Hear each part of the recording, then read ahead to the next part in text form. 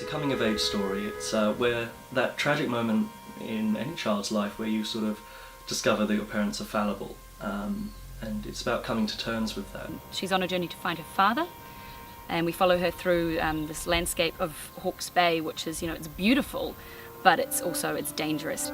That sort of reflects on her journey as a person, where we see her actually as a young girl, and her relationship with her family, and then the changes that we see in her from this, young, sort of quite innocent, carefree, really happy girl, and the way that she changes into a woman. Grew up with a close relationship with her dad, and so she was quite tomboyish, and then when the catastrophe happens, you see that kind of some boundaries are taken away and it kind of blossoms. Jess is an independent woman, and she makes her own decisions and fights for what she believes in. So in that way, she is like a good sort of feminist icon.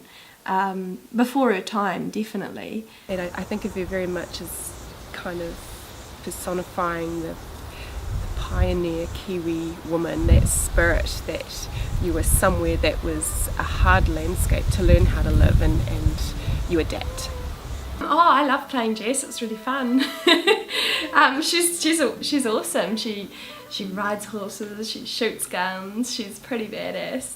And that was a lot of fun. But at the same time, she's capable of a lot of emotional depth. I think there probably wasn't anyone that could have done it quite like her. She's the sweetest girl you'll ever know, but then you get her on camera and you give her motivation and she can just turn vicious. But at the same time, there's those big eyes. Like she seems very young, and there's a vulnerability with that. These characters are relatable, and I think that the audiences will see that, and they'll see the relationships and how they change.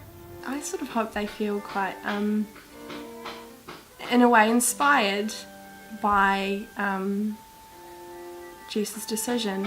I want audiences to come away thinking, was that the right thing to do? I want them to be not confused by the end, but I want them to question the morality of the end.